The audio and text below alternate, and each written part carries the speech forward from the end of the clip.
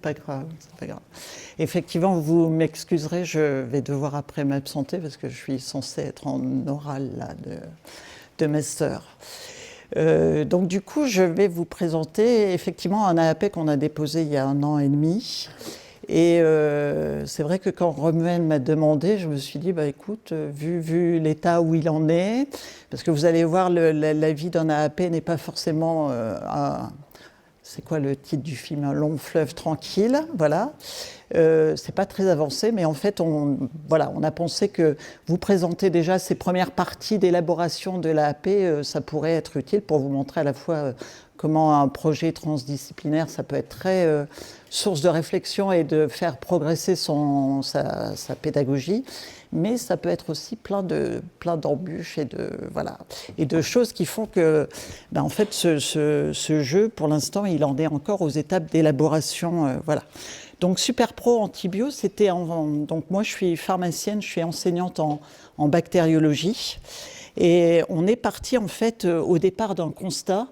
Donc en pharmacie, c'est une formation qui est professionnalisante en fait. Et tout au long de son parcours, nos étudiants, ils ne vont pas forcément finir en officine, ils peuvent aller en industrie, ils peuvent aller à l'hôpital, voilà. Et en fait... ils doivent être, à la fin, devenir des spécialistes du médicament. Et on s'était rendu compte que sur une classe particulière, alors ça m'intéresse puisque je suis bactériologiste, hein, il y avait une classe particulière de médicaments pour lesquels ils n'étaient pas très, on va dire, très compétents, qui sont en fait les antibiotiques. Le domaine de l'antibiothérapie, c'était quelque chose de un peu compliqué pour eux, et on s'en rendait compte au niveau des examens, je vais y revenir après, parce que être compétent en antibiothérapie, ça veut dire avoir des notions, avoir intégré des concepts qui relèvent de plusieurs disciplines.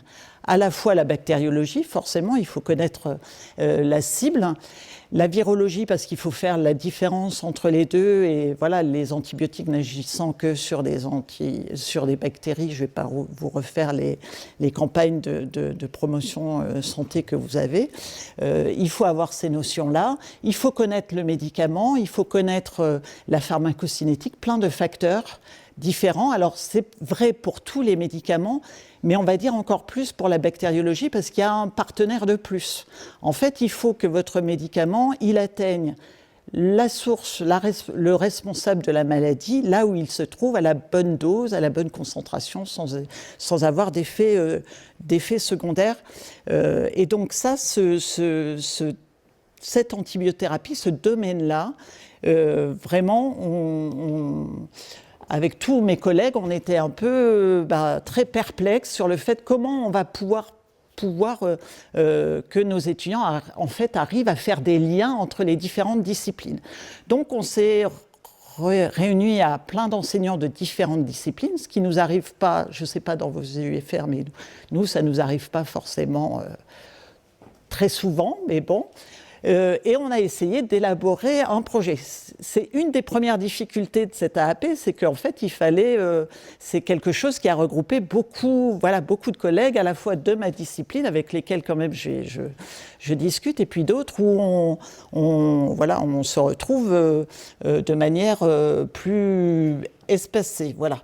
Et donc chacun a sa propre vision, son propre approche, on va dire, de ce domaine de l'antibiothérapie. Mais en fait, je sais pas, il y a une diapo qui a sauté. Bon, je sais pas.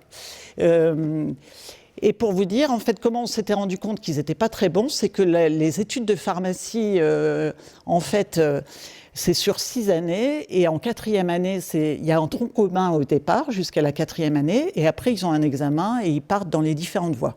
Et à ces examens-là, on voyait bien que l'antibiothérapie, c'était pas ça.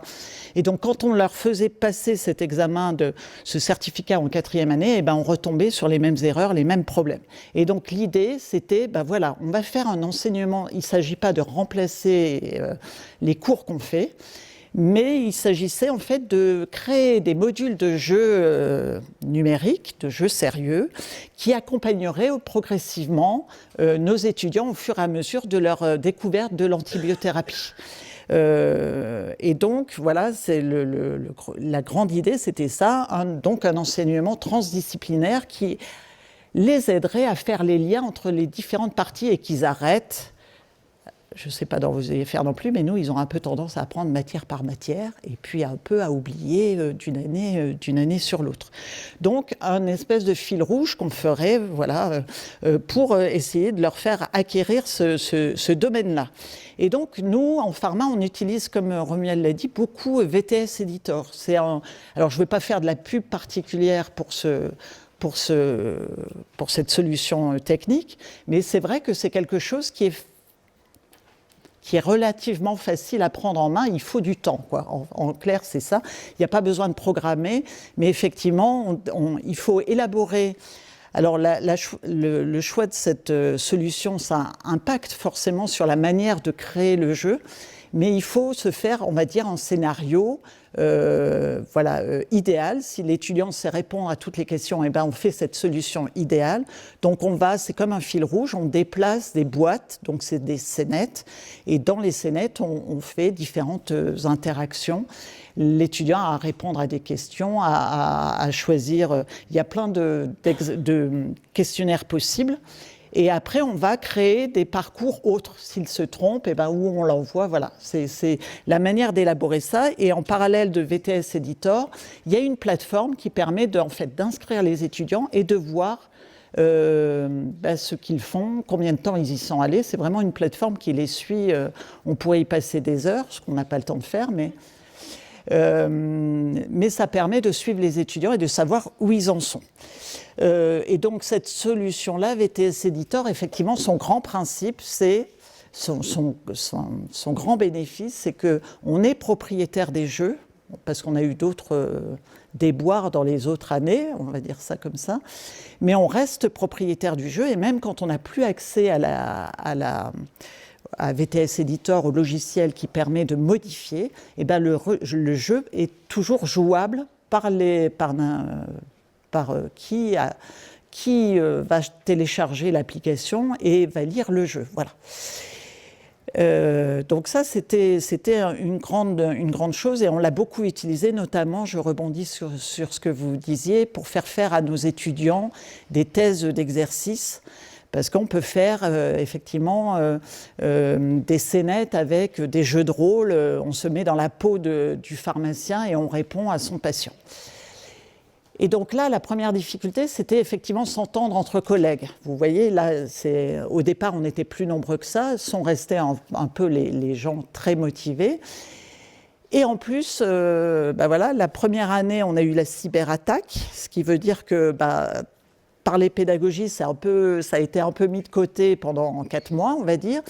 Et je ne sais pas si vous êtes au courant, Pharma étant sur le bâtiment de Moisson, nous n'avons plus de bâtiment depuis 4 mois. Depuis septembre, ce qui est un peu compliqué pour se réunir. Voilà, on va dire que il a fallu faire malgré tout ça pour faire avancer le scénario. Donc, pour l'instant, ce qu'on a pu faire entre les 2 périodes où on avait des bureaux et des gens accessibles pour faire de la pédagogie, on a réalisé des réunions et là, il fallait se mettre d'accord sur créer ce scénario. Donc, faire un fil conducteur avec qu'est-ce qu'on va mettre dans les différents modules. Et même au sein des propres disciplines, on n'était pas d'accord. En fait, il fallait se mettre d'accord sur les points essentiels. On n'allait pas refaire je ne sais combien d'heures d'enseignement sur la bactériologie, la pharmacocinétique, mais quels étaient vraiment les points essentiels sur lesquels on voulait les faire revenir et travailler. Donc là, vous avez un petit exemple. C'est juste pour vous montrer à quoi ça a élaboré. C'était plus compliqué que ça pour arriver au résumé, mais voilà. Quels points essentiels, qu'est-ce qu'on voulait faire rentrer vraiment dans les modules et savoir quels étaient les points sur lesquels on voulait en fin de 4e année, qui soit capable de répondre. Et donc, après, on s'est réparti un peu les différents modules. Et là, vous avez un exemple de comment on va scénariser. En fait, il fallait faire un truc un peu ludique, avec à chaque étape, à chaque activité, quelles questions on allait poser, quels points essentiels ils allaient revoir. Et VTS permet aussi de faire des liens et d'aller voir après les cours, d'aller voir chercher d'autres choses.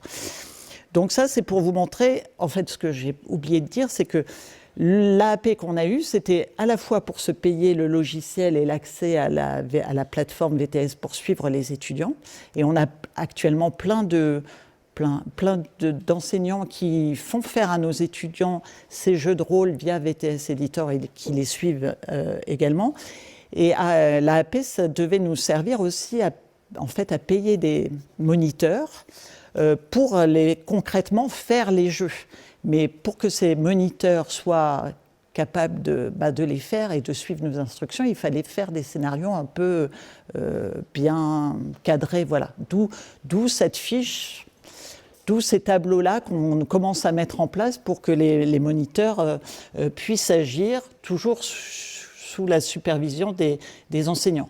Donc pour faire quelque chose de moins... Voilà, donc on en est à cette étape-là. On espère récupérer notre bâtiment incessamment sous peu, pouvoir faire venir des moniteurs et qu'ils puissent commencer à travailler sur ces jeux-là.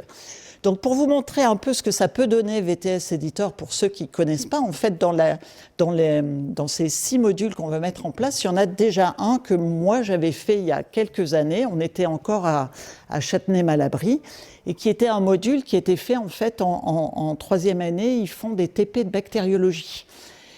Et donc, ces TP de bactériologie, ils ont quelques TP en 2e année, et généralement, ils arrivaient en 3e année, et ils avaient un peu tout oublié. Et donc ça, c'était un module qu'on leur fait toujours faire pour revoir en fait les premières notions qu'ils ont vues en TP et qu'ils puissent suivre ces travaux pratiques. Et vous voyez, en fait, on peut choisir en fait les personnages qu'on veut, les insérer dans les salles ou dans les places qu'on veut. Et donc, il y a notre fameux bâtiment là qu'on espère récupérer bientôt. Voilà. Et donc, c'est toute un truc un peu amusant. Alors, les étudiants ont l'air de plaire. Ça a l'air de plaire, aux étudiants. Et donc, il y a toute une scénette où ils arrivent au TP et ils révisent en fait au fur et à mesure ce qu'ils sont censés avoir appris en 2e année. Et vous voyez là, la construction, c'est ça, on fait un certain nombre de scènes différentes, les unes après, comme un fil rouge. Donc on fait les liens en tirant des traits, et quand on rentre dans les boîtes, c'est une salle de TP ou devant la fac ou on est en train de chercher dans sa voiture son poli de TP, voilà. Et donc il faut, quand on utilise ce type de logiciel, il faut quand même à l'avance avoir une idée bien précise du scénario pour pas après tirer des fils dans tous les sens et que ça soit un peu plus compliqué. Normalement, c'est un peu plus clair que ça, mais on va dire qu'à l'époque, je débutais, voilà. Donc voilà, et donc ce module-là, on va l'intégrer comme ça, J'ai une collègue de virologie qui va rajouter quelques scénettes, on va modifier, on va arranger, donc le logiciel nous permet ça, mais elle va pouvoir introduire des notions de virologie parce que, je vous le dis, ils ont tendance à séparer les disciplines et à ne pas faire des liens. Donc quand on ne fait pas la différence entre une bactérie et un virus, on ne peut pas donner des traitements antibactériens comme il faudrait. Donc voilà, j'espère que j'ai été claire. Je voudrais remercier tous les collègues qui participent actuellement à ce travail-là et j'espère que dans un an, je vous montrerai des choses abouties. Voilà. Merci de votre attention.